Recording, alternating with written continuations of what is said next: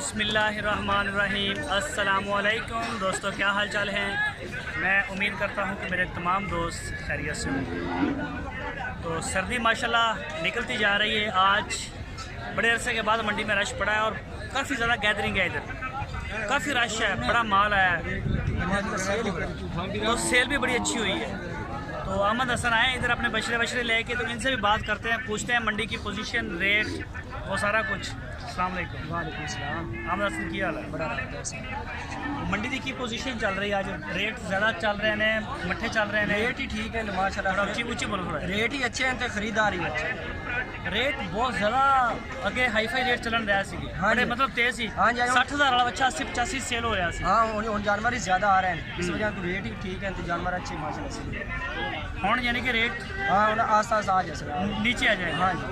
तो अहमद हसन भी कहते हैं कि रेट इनका इंशाल्लाह आहिस्ता आहिस्ता नीचे आ जाएगा। तो अभी मैं दिखाता हूँ आपको और पूछते हैं इनका रेट शेट। अगे ज़्यादा कई दोस्तों ने फरमाया जी कि ज़्यादा महंगे जानवर लिया हाँ। हूँ उन्होंने फरमाया कि छोटे जानवर ना वो भी सही बात है, चौलस्तानी। चल ठीक है।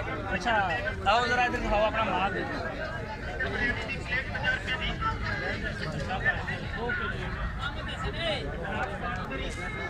अहमद हसन ज़रा दिखाओ अपने बच्चे, ऐ दिखाओ ज़रा चौलस्तानी। हाँ चौलस्तानी। ए मूँह किन्ना? ये मूँछ खीरा है। मूँह च खीरा है। हाँ जी। ते उम्र किन्नी है दी? ये उम्र ऐस कुर्बानी ते लग सी तकरीबन 20 महीने से। 20 महीने का हाल दी खीरा है मूँछ। खीरा है। हाँ। की मंग रहे हो दा? 1,20,000। फिर सस्ते तो नहीं होए हजे? नहीं सस्ते भी तुहानू दिखा सा, बड़े बच्चे भी हैं। अच्छा ए जड़ा ए भी चौलस्तानी है? हाँ चौलस्तानी से। एदी उम्र किन्नी का?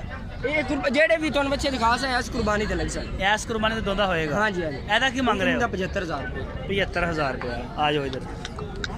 और ए जड़ा ब्लैक कलर चा? इनका 70,000 रुपये। 70 मुँह खीरे ने? मूँछ खीरे ने सारे ते ऐस कुर्बानी ते लग सन इंशाल्लाह। आ भी लगेगा? जी जी। लत मारदा इधर हो जा। ए जोड़ी आ? हाँ ये जोड़ी 1.5 लाख। 1.5 लाख 75 75,000 रुपये का। और ए जड़ा पटेला? ये पटेला है 1,25,000 दा।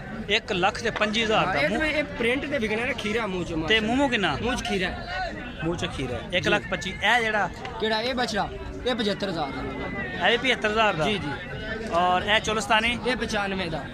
95 का। इन्हां जो कोई दोंदा भी हैगा कि नहीं? नहीं खीरे ही है सारे खीरे। ओ पर यार ए जड़ा? इस सही बात है। हाँ हाँ सही बात है। 1,15 दा। 1,15,000 का। और ए जड़ा पहले नंबर ते है?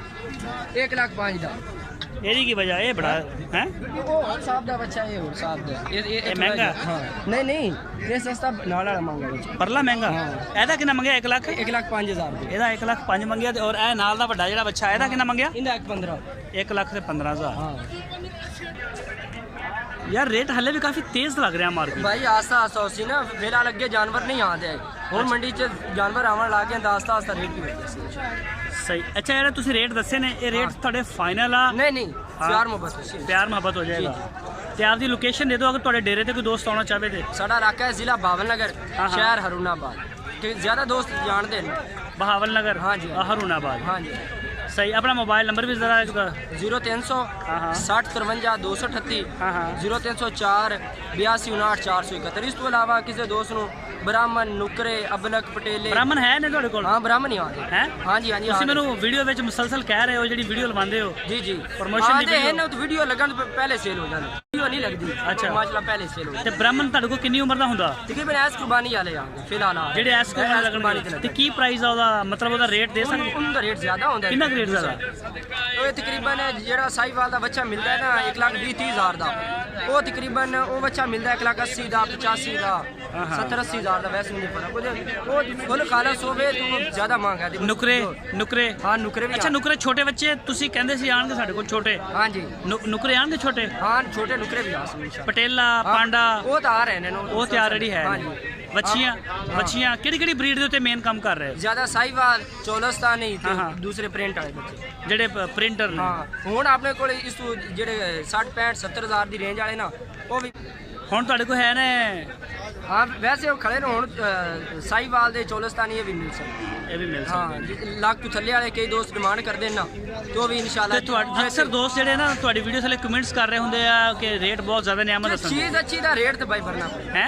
चीज़ अच्छी दा रेट भरना पैंदा। इत्थे मिसाल दे तौर है जे बंदा एक बच्चा लवे वो बच्चा तकरीबन 80,000 का मिल जासी उनका फायदा कोई नहीं कुर्बानी तो चेक ते लाया 90-95 का यार चीज़ लाई सुनना बड़ा नाली तला तक मैं 1.5 का पौने 2 का इवे करते बच्चा सही ते रेट में कोई प्यार मोहब्बत कंसेशन जी प्यार मोहब्बत कोई जफ्फी जुफ्फी पालोगे जी इंशाल्लाह सही चलो सर बहुत मेहरबानी शुक्रिया टाइम देने का